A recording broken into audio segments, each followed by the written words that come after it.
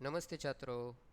आज हम कक्षा पाँचवीं की जो किताब है रिमझिम, इस किताब में लेसन नंबर 12 यानी कि पाठ 12 जो है गुरु और चेला, ये एक कविता है। आज हम इस वीडियो में इस कविता का अध्ययन करने वाले हैं।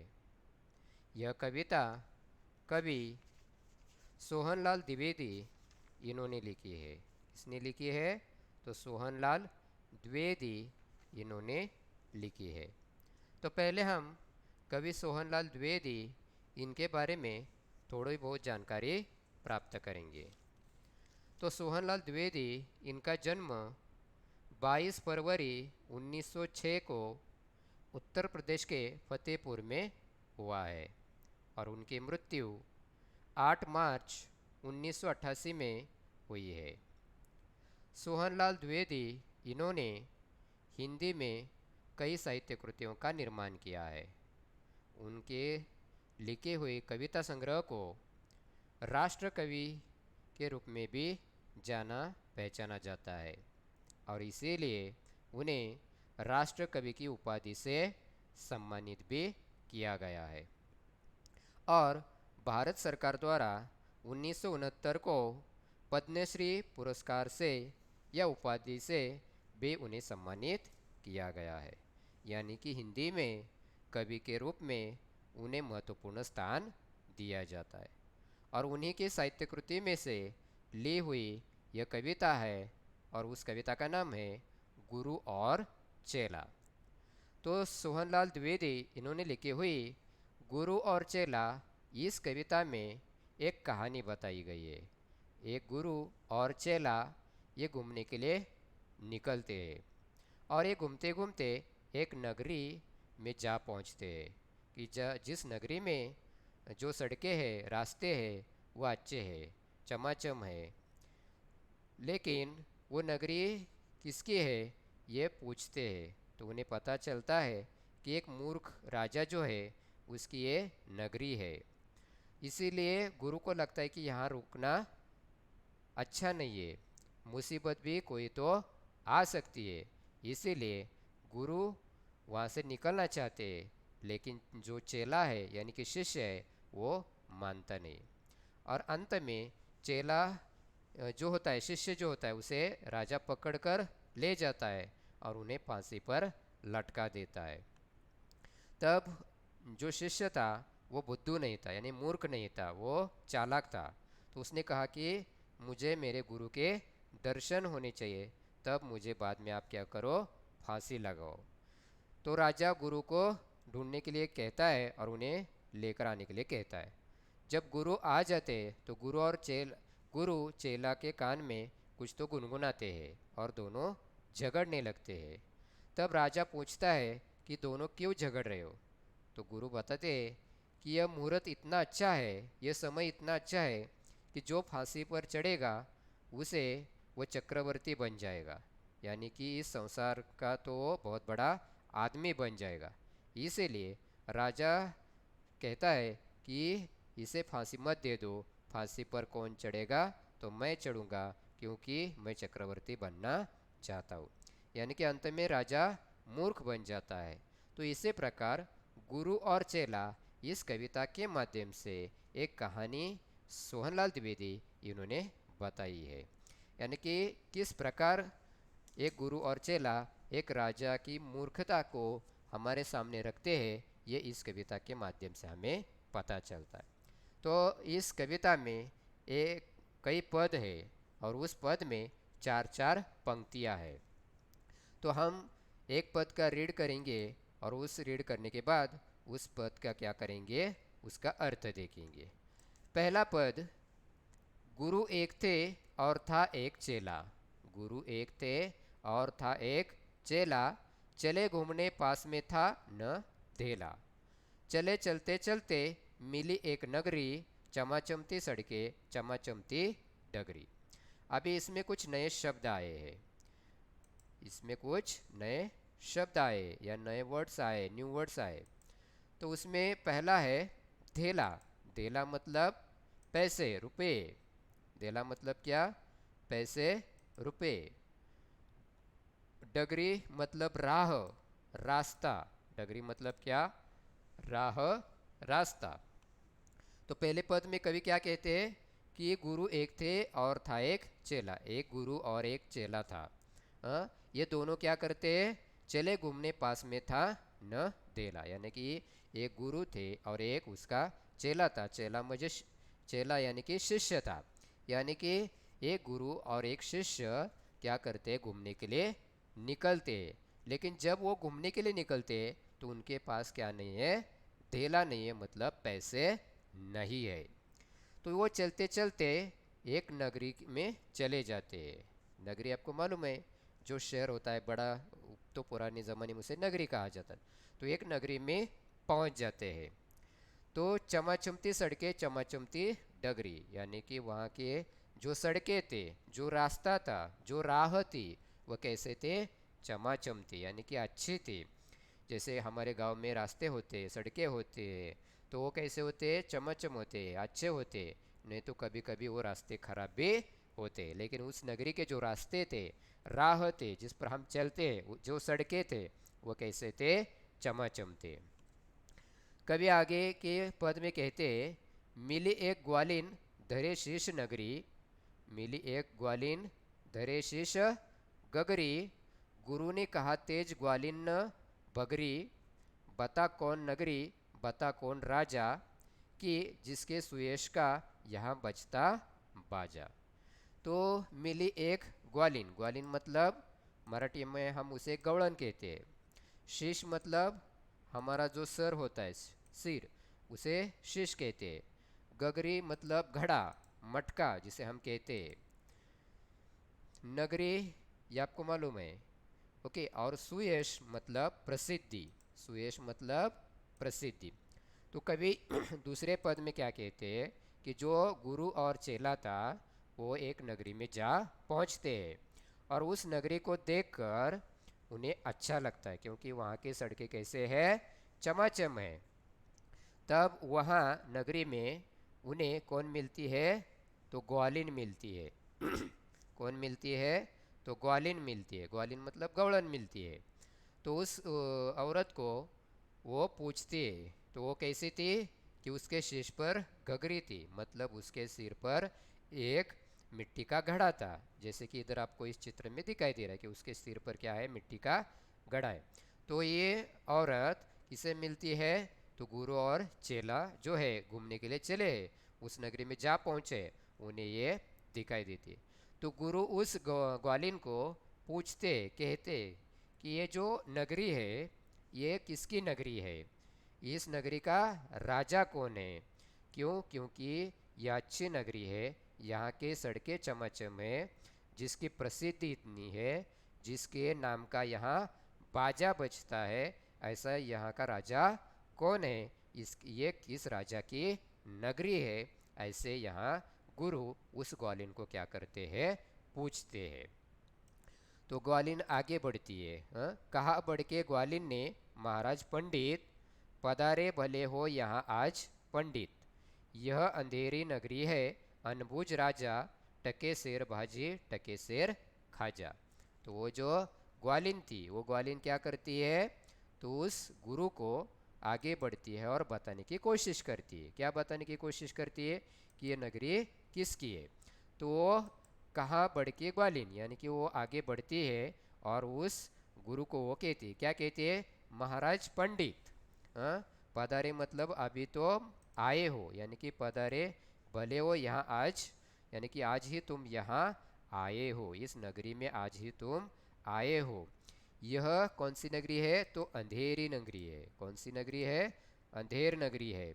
और यहाँ का राजा कैसा है? अनबूझ राजा है। अनबूझ मतलब मूर्ख, यानी कि इसका अनबूझ का अर्थ क्या दिया गया है?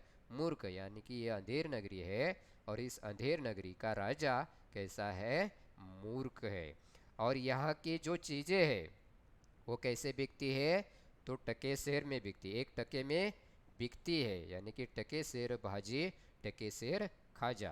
भाजी मतलब सब्जी, यानी कि यहाँ की जो चीज़ें बिकती है वो कैसे बिकती है?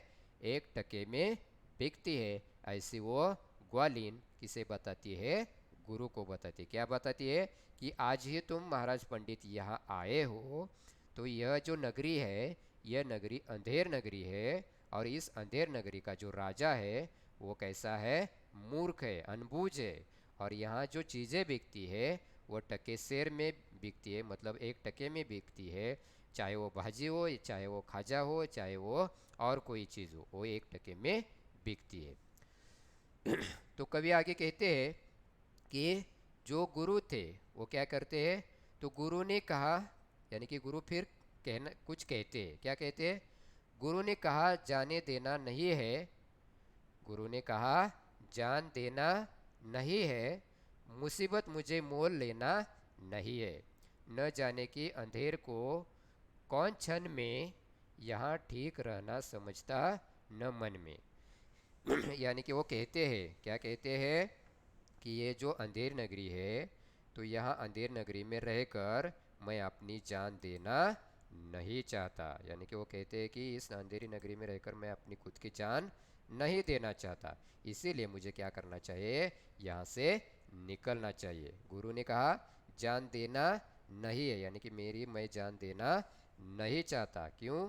क्योंकि मुसीबत मुझे मोल लेना नहीं है, क्योंकि यहाँ बहुत सारी मुसीबतें अपने ऊपर आ सकती है, और वो मुसीबतें मैं मोल लेना नहीं चाहता, इसीलिए मैं यहाँ से निकलना चाहता हूँ। और वो गुरु शिष्य को ये बताते, आगे बताते, न जाने कि अंधेर को, न जाने कि अंधेर हो कौन क्षण में यहाँ ठीक रहना समझता न मन में। यानी कि मेरा मन कहता है कि यहाँ रहना ठीक नहीं है, यहाँ से हमें निकलना चाहिए, क्योंकि यह अंधेर नगरी है, और इस अंधेर नगरी में हमारे ऊपर कोई तो मुसीबत आ सकती है, और इसीलिए यहाँ रहना ठीक नहीं है। ऐसे कवि इस कविता के माध्यम से बताते। आगे के पद में कवि कहते हैं कि गुरु ने कहा किंतु चेला न माना। गुरु ने कहा किंतु चेला न माना, गुरु को विवश हो पड़ा लौट जाना। गुरुजी गए रह गया किंतु चेला, यही सोचता हूँगा मोटा अकेला। तो इसी प्रकार गुरु ने कहा, लेकिन जो शिष्य था, जो चेला था, वो मानने के लिए तैयार नहीं था। तो गुरु शिष्य अपनी बात नहीं मानता है, यह देखकर गुरु क्या हो जाते हैं? विवश हो जाते हैं। विवश हो जाते हैं मतलब मजबूर हो जाते हैं, और उन्हें मजबूरन अकेला ही लौट आना पड़ता है। यानी कि गुरु अकेले ही वहाँ से निकल चले जाते हैं, और चेला उसी अंधेरी नगरी में रुक जाता है। और गुरुजी वहाँ से गए रह गया किंतु चेला, मतलब गुरु वहाँ से चले जाते हैं और सिर्फ चेला वहाँ रह जाता है। आगे के पद में कवि कहते हैं, चला हाट को देखने आज चेला। चला हाट को देखने आज चेला, तो देखा वहाँ पर अजब रेल पेला। चला हाट को देखने आज चेला,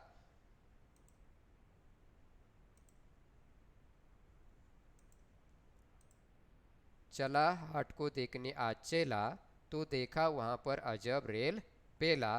टके सेर हल्दी, टके सेर जीरा, टके सेर ककड़ी, टके सेर खीरा। यानी कि हाट मतलब बाजार, यानी कि बाजार हाट हम कहते।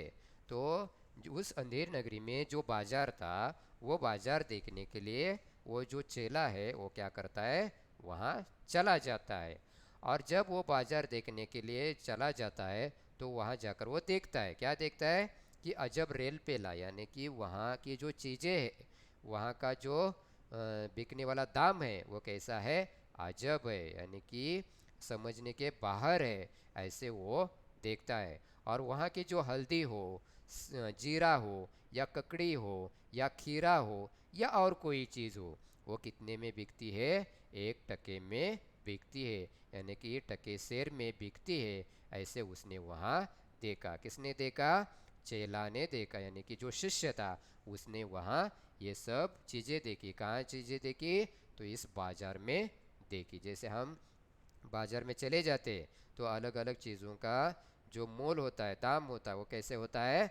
अलग अलग होता है। तो वो जब चेला इस बाजार में चला जाता है तो वहाँ के चीज़ों का वो जो मोल है, दाम है, वो वहाँ देखता है। कभी आगे बताते हैं, टके शेर मिलती थी रबड़ी मलाई, बहुत रोज उसने मलाई उड़ाई। तो टके शेर मिलती थी रबड़ी मलाई, यानी कि आपको मालूम है रबड़ी हम बनाते हैं और वो रबड़ी हम अपने चाव से खाते हैं, अपने मन से खाते हैं।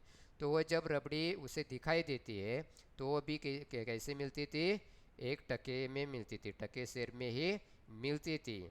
और वो क्या करता है, वो टके से रबड़ी ले लेता है और वो मज़ा उड़ाते हुए वो बहुत रबड़ी क्या करता है, खा लेता है।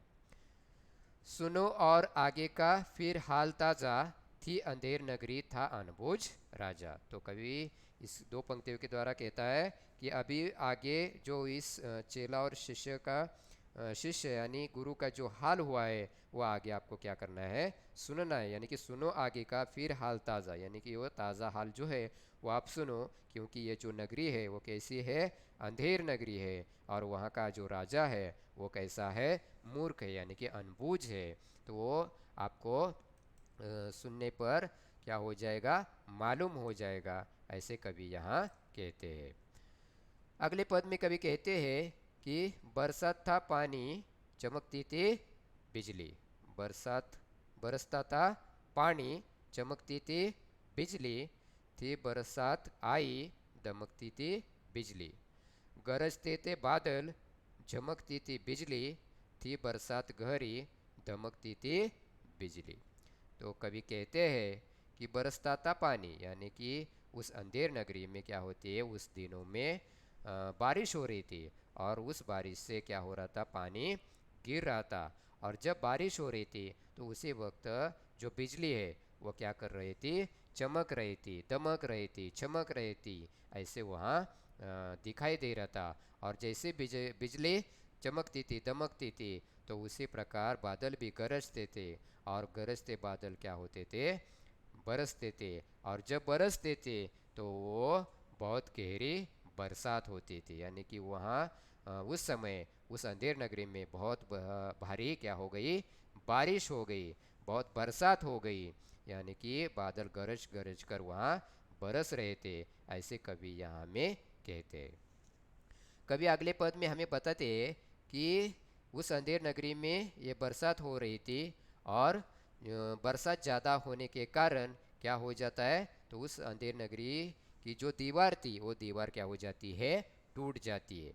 गिरी राज्य की एक दीवार भारी, जहाँ राजा पहुँचे तुरंत ले सवारी।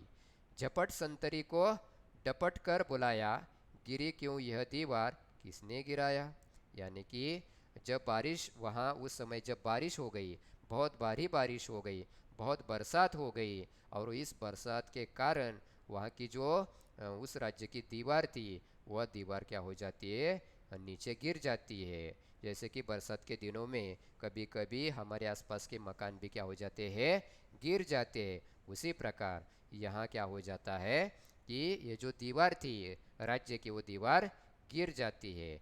तो जिस जो दीवार गिर जाती है उस दीवार के पास उस राज्य का जो मूर्ख राजा था, अनबुझ राजा था, वो राजा तुरंत अपनी सवारी लेकर यानी कि घोड़ों पर सवार होकर वहाँ क्या करता है, पहुँच जाता है। और वहाँ पहुँच जाने पर वह झपट अपनी जो मंत्री है, संतरी है, उस संतरी को डपट कर बुलाता है और ये दीवार क्यों गिर गई, ये किसने गिराई, ऐसे उस संतरी को वो पूछता है। तो जब संतरी को बुलाया जाता है तो संतरी क्या हो जाता है, वह तुरंत आ जाता है और वो संतरी कहता है कि महाराज साहब, कहा संतरी ने, महाराज साहब न इसमें खता मेरी न मेरा करतब, यह दीवार कमजोर पहले बनी थी, इसी से गिरी, यह न मोटी गनी थी।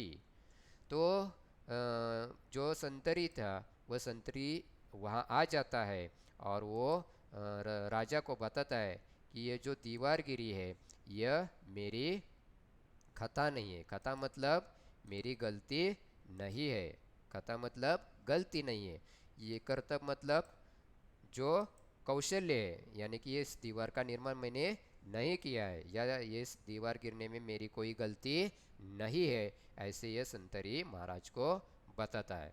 और आगे वो बताता है कि ये दीवार कैसी थी, पहले से ही कमज़ोर बनाई गई थी और इसीलिए ये दीवार बरसात के समय में गिर गई और इसी से गिरी यह न मोटी घनी थी। यानी कि यह जो दीवार थी वो कमज़ोर थी, वो मोटी घनी दीवार नहीं थी और इसीलिए वो दीवार क्या हो जाती है, नीचे बरसात के कारण गिर जाती है। ऐसे संतरी महाराज यानी कि राजा को बताता है। तो राजा फिर क्या करता है, तो खता कारीगर की महाराज साहब, न इसमें खता मेरी या मेरा करतब, बुलाया गया कारीगर झट वहाँ पर, बिठाया गया कारीगर झट वहाँ पर। यानी कि जब वो संतरी कहता है कि मेरी यहाँ खता नहीं, मेरी गलती नहीं है, ना मेरी इसमें कोई करतब नहीं है, मेरा कौशल्य नहीं है, ये कारीगर ने यह दीवार बनाई है, ये उसकी क्या है, गलती है, ऐसे संतरी महाराज को बताते हैं। जब महाराज को ये बताया जाता है तो महाराज उस कारीगर को बुलाया जाता है और जब महाराज कारीगर को बुलाते हैं तो कारीगर वह झट से क्या करते हैं, आ जाते हैं और वो उस कारीगर को वहाँ बिठाया जाता है। और कारीगर जब बिठाया जाता है तो उसे पता नहीं चलता कि क्या हो रहा है। तो इसी प्रकार कवि इस पद में हमें ये बताते, कवि सोहनलाल द्विवेदी आगे के पद में हमें बताते हैं कि कहा राजा ने कारीगर को सजा दो, खता इसकी है आज इसको कजा दो। कहा कारीगर ने जरा की न देरी, महाराज इसमें खता कुछ न मेरी। यानी कि जब कारीगर वहाँ आ पहुँच जाता है तब महाराज उन्हें कहते हैं कि कारीगर आ गया है, उसे क्या करो, जल्दी से सजा दो। सजा मतलब हम पनिशमेंट करते हैं, उसी प्रकार उसकी गलती की उसे सज़ा मिलनी चाहिए। इसीलिए राजा क्या करता है, उसे सज़ा सुनाता है। और जब सज़ा सुनाई जाती है तो कारीगर कहता है खता इसकी आज इसको कज़ा दो। कज़ा दो मतलब जो सज़ा देनी है वो कौन सी सज़ा देनी है, तो इसको फांसी दे दो, यानी कि उसकी मृत्यु हो जाएगी, यानी कि इसे फांसी के फंदे पर चढ़ाओ। ऐसे राजा क्या करते हैं, आदेश देते हैं, आज्ञा देते हैं। जब ये राजा आज्ञा देते हैं तो उसी वक्त जो कारीगर है वह जरा की भी देरी न करते हुए वो महाराज यानी कि राजा को कहते हैं, क्या कहते हैं कि इसमें खता कुछ न मेरी, यानी कि खता मतलब मेरी गलती इसमें कुछ भी नहीं है, ऐसे वो कारीगर राजा को कहता है। तो आगे कहता है वो कारीगर क्या कहता है, यह भिश्ती की गलती, यह उसकी शरारत, किया गारा गिला उसी की यह गफलत। कहा राजा ने जल्द भिश्ती बुलाओ, पकड़कर उसे जल्दी फांसी चढ़ाओ। जब कारीगर राजा को बताता है कि यह दीवार गिरने में मेरी कोई खता नहीं है, मेरी कोई गलती नहीं है, मैंने ये दीवार ठीक तरह से बनाई थी, लेकिन जो भिश्ती था, भिश्ती मतलब ये नया शब्द है, भिश्ती मतलब जो पानी देने वाला लोग होते हैं उन्हें क्या कहते हैं, भिश्ती कहते हैं, या पानी भरने वाले लोग होते हैं। पुराने ज़माने में जैसे आज नल में पानी आता है तो उसी पुराने ज़माने में ऐसे नल नहीं थे पानी के लिए, तो क्या करते थे, कुछ लोग थे जो घर घर में पानी भरने का काम करते थे, उन्हें भिश्ती कहा जाता है। आपको मैं एक तस्वीर भी दिखाता हूँ। तो ये भिश्ती है, यानी कि जो जानवर होते हैं उनकी चमड़ी से बनाई गई ये भिश्ती है और इससे पानी लाया जाता है और घर घर में दिया जाता है। तो इसी प्रकार ये देखो, ये आदमी क्या कर रहा है, इस भिश्ती से पानी यहाँ डाल रहा है, यानी कि ये चमड़ी से बनाई गई भिश्ती है। तो इसी प्रकार ये पानी भिश्ती ने क्या किया है, तो ये भिश्ती जो है उन्होंने इस दीवार पर पानी डाला था और ये इतना पानी डाला कि वो दीवार क्या हो गई, गीली हो गई और इसी कारण क्या हो जाता है, वो दीवार नीचे गिर गई है, इसमें मेरी कोई खता नहीं है, ऐसे कारीगर राजा को बताता है। तब राजा क्या करता है, तो आदेश देता है, क्या आदेश देता है, यह भिश्ती की गलती, यह उसकी शरारत, किया गारा गीला उसी की ये गफलत। कहा राजा ने जल्दी भिश्ती को बुलाओ। यानी कि राजा कहता है कि भिश्ती को जल्दी क्या करो, बुलाओ, पकड़कर उसे जल्दी फांसी चढ़ाओ, और पकड़कर ले आओ और उसे जल्दी ही फांसी चढ़ाओ। ऐसे राजा यहाँ हमें राजा अपने सेवकों को कहता है। तो यहाँ तक आज इस वीडियो में हम यहाँ तक ही देखेंगे। अगले वीडियो में हम अगले हिस्से के बारे में अध्ययन करेंगे। आपको कोई आशंका हो तो कमेंट बॉक्स में लिखकर भेज सकते हो। तब तक के लिए धन्यवाद।